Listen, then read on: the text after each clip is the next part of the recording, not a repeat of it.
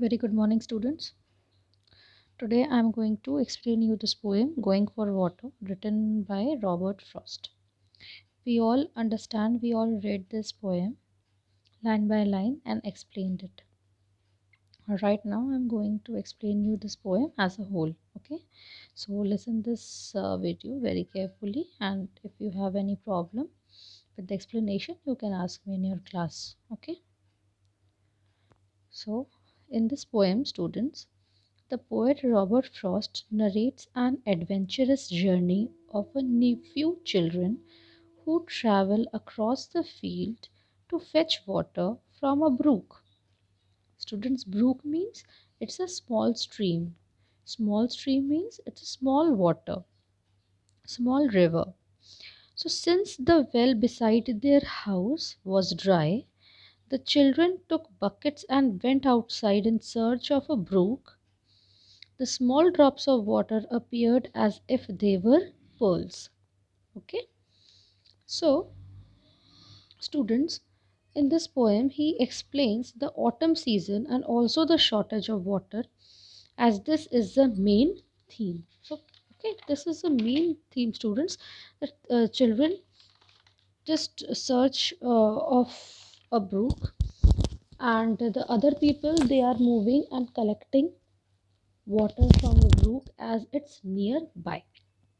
The theme of the poem tells the beauty of the droplets of water and its importance to enhance the great beauty of nature.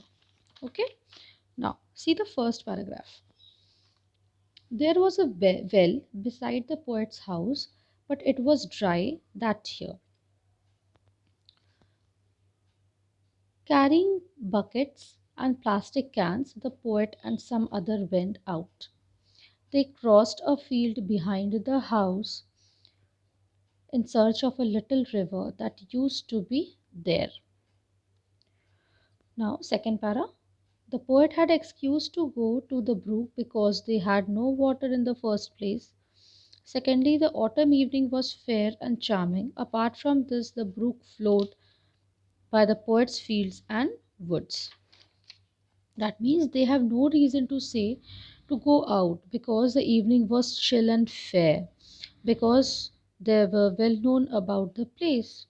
The small river is placed between the woods. Woods means, students, you all know, I explained to you that woods means trees.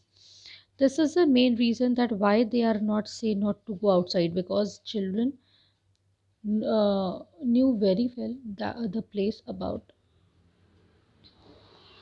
Now see the third. They went out. It means it started their journey with much excitement because they get an opportunity to get out in the evening, and they ran to see the moon. There, the moon turned behind the trees. That means the moon rising. That time the moon was rising. These last two lines tells about the nature silence.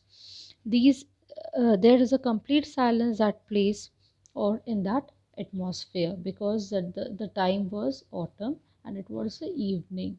It was a very scorching hot. Now see the fourth paragraph. Here it tells about the game hide and seek. They imagines with the gnomes and started a game play with the moon. How they play? Children used to change their hiding places. I told you earlier, students, that the children are just stand in one tree, after in front of one tree. After that, they jump to the another one. Okay. Now see the fifth para. Here they much involved with the game hide and seek, and they forgot about the purpose of journey. So they stopped to each other and holding their hands, and they just listen in that silence. They just try to find the brook, and they finally realize that they are near the brook, because the sound of the brook comes to their ear. Now the last para. There was some tinkling sound comes from. Okay, like how the voice of tinkling brook. Tinkling means soft voice. Soft voice of Brooke was there. It was like a note. Note means written note, musical rhythm. The soft voice comes from that water, a very rhythmic tone. When it is floated on the brook, it seems like a pearl. The moonlight make it a silver blade.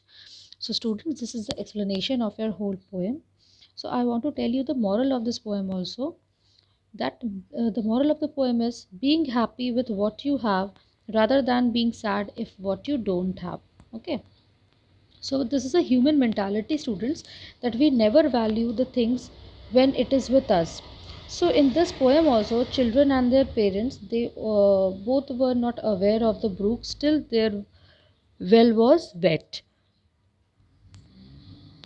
Once the well was dried out, they suddenly realized the brook and they started the journey. This whole poem is about excitement and overjoy of the children. Okay, students, so this is the explanation of the poem, and I hope that you all understand this poem well. Read the poem and read the poem well again, students, and see, go through the word meanings, and if you have any problem you can ask me. Okay, thank you, class.